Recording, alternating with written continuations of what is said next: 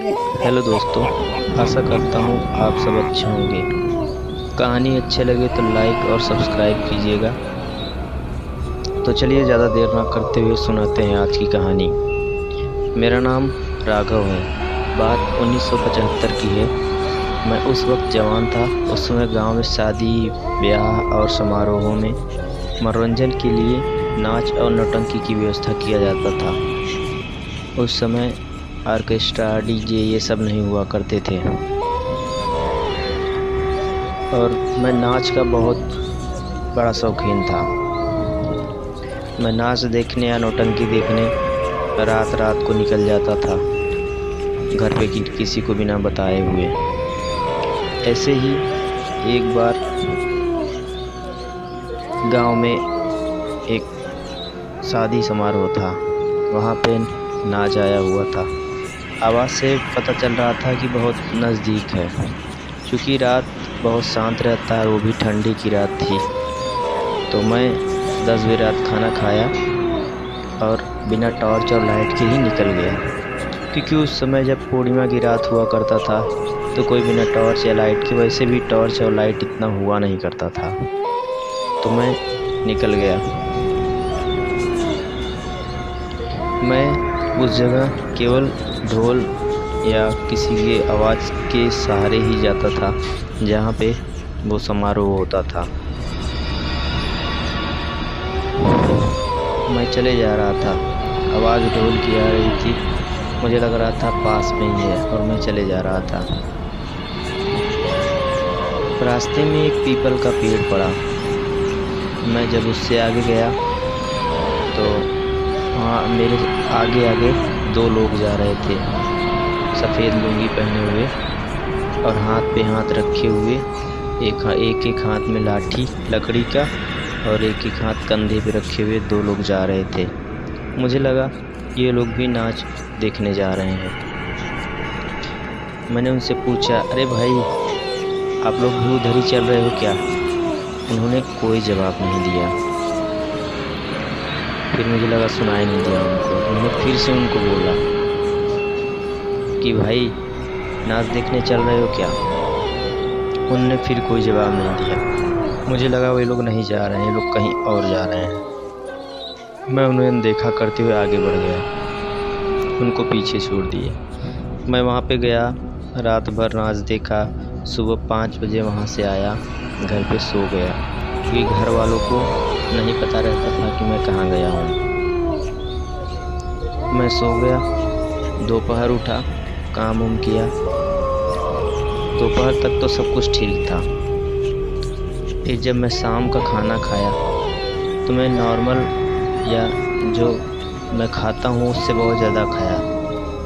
मैं उस टाइम 40 रोटी खा लिया और मुझे खुद यकीन नहीं हो रहा था कि ऐसा कैसे हो गया। मैं खाना खाने के बाद जाके सो गया। सुबह जब मैं उठा तो ऐसा लग रहा था मेरे अंदर ताकत ही नहीं है, शक्ति ही नहीं है, पैरों में जान ही नहीं है। मेरी माताजी मुझे बुलाएं, उठो जल्दी, काम है। मैं जैसे ही कोशिश करते हुए पैर ज़मीन पर रखा, मैं गिर गया। तो माताजी ने बोला, मजाक ना करो, उठो, चलो काम करना है। मैंने फिर से कोशिश किया, लेकिन मैं फिर गिर गया। तो माताजी ने बोला, अच्छा तुम लेटे रहो, हो सकता है तुम्हारी तबीयत नहीं सही है। मैं लेटा था। मुझे फिर खाना आया। मैं फिर से उतना ही खाना खा लिया। मुझे फिर यकीन ही नहीं हो रहा था इतना खाना खाने के बाद भी मेरे शरीर में ताकत क्यों नहीं है। मुझे बाथरूम जाना होता था तो मेरे भाई लोग पकड़ के मुझे लेके जाते थे। एक बार भाई लोग नहीं थे, माताजी ले गई। उन्हें लगा कि ये इतना खाना खाता है फिर भी ये चल क्यों नहीं पा रहा है, तो उन्हें पकड़े पकड़े मुझे छोड़ दिया। लेकिन मैं वहीं गिर गया, मुझे चोट आ गई। फिर सब लोग मुझे पकड़ कर लेके आए घर। तो ऐसा कुछ बुखार भी नहीं होता था, कुछ बीमारी ही नहीं लग रहा था, और बस खाना खाया जा रहा था मैं। कुछ समय बाद गांव के पंडित जी को बुलाया गया। पंडित जी आए घर पर, मुझे देखने के बाद बोले कि ये मैं नहीं कर सकता, इन्हें ठीक। तो माता जी ने बोला, आप नहीं कर सकते तो कौन कर सकता है, आप ही बताएं, हमको तो नहीं पता है। उन्होंने कहा, किसी तांत्रिक या ऐसे पंडित को बुलाओ जो ब्रह्मचारी हो, जिसकी शादी न हुई हो और जो पूजा पाठ करने में और ज़्यादा विद्वान हो। एक दिन बाद दोपहर के समय में एक तांत्रिक जी आए। उन्होंने मुझे देखा। देखने के बाद उन्होंने 2 घंटे वहाँ पे बैठ के पूजा किया, हवन किया।